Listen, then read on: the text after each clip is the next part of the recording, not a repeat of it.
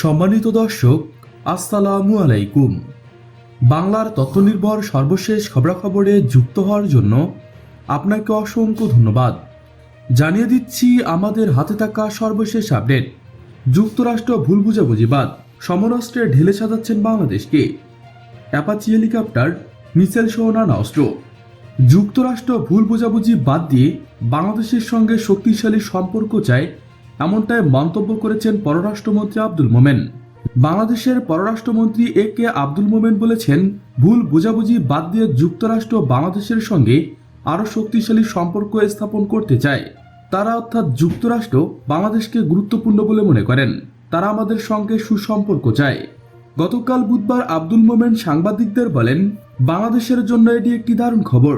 ভারত, যুক্তরাষ্ট্র, দক্ষিণ কোরিয়ার জ্যেষ্ঠ কূটনীতিকদের সঙ্গে গুরুত্বপূর্ণ আলোচনার কথা উল্লেখ করে আব্দুল মোমেন বলেন, তারা সকলেই বাংলাদেশের প্রচেষ্টার প্রশংসা করেছেন এবং গভীর সম্পর্কের জন্য চেষ্টা চালিয়ে যাওয়ার প্রতিশ্রুতি দিয়েছেন। দক্ষিণ ও মধ্য এশিয়া ভিত্তিক যুক্তরাষ্ট্রের সহকারী সেক্রেটারি ডোনাল্ড লুং এবং পররাষ্ট্র দপ্তরের কাউন্সিলের ডিরেক্টরের আগমনের আগে সম্প্রতি মাসগুলোতে যুক্তরাষ্ট্রের ঊর্ধ্বতন কর্মকর্তারা ধারাবাহিক বাংলাদেশ সফরে এসেছেন। আব্দুল মোমেন বলেন, আমাদের খুব ভালো আলোচনা হয়েছে। তারা সম্পর্ক জোরদার করতে এসেছেন।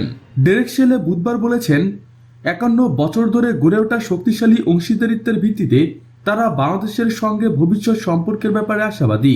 ডেরেকশেলে পররাষ্ট্রমন্ত্রী আব্দুল মোমেনের সঙ্গে তার বৈঠকের পর সাংবাদিকদের বলেন, আমরা ভবিষ্যতের জন্য আশাবাদী। আমাদের মধ্যে খুব দৃঢ় অংশীদারিত্বের 51 বছর পার হয়েছে। আমরা পরবর্তী 51 বছর এবং তার পরের সম্পর্কের জন্য অপেক্ষা করছি। আমাদের দুই দেশের অনেকগুলো চ্যালেঞ্জ রয়েছে, তবে আমাদের অনেকগুলো সম্ভাবনাময় ক্ষেত্রেও রয়েছে যেগুলো নিয়ে আমরা কাজ করার কথা বলছি।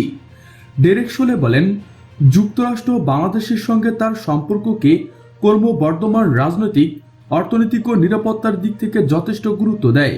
প্রিয় দর্শক, আজকে পর্যন্তই। শুরু থেকে শেষ পর্যন্ত চেষ্টা করছি বাংলার সামরিক, অর্থনৈতিক সঠিক তথ্য উপস্থাপন করতে। কোথাও কোনো তথ্য কিংবা আপনার পরামর্শ থেকে থাকলে তা কমেন্ট করে জানাতে পারেন। নিশ্চয়ই আবার দেখা হবে নতুন কোনো বিষয় নিয়ে। ততক্ষণ পর্যন্ত ভালো থাকুন, সুস্থ থাকুন। Thanks for watching my video. আল্লাহ হাফেজ।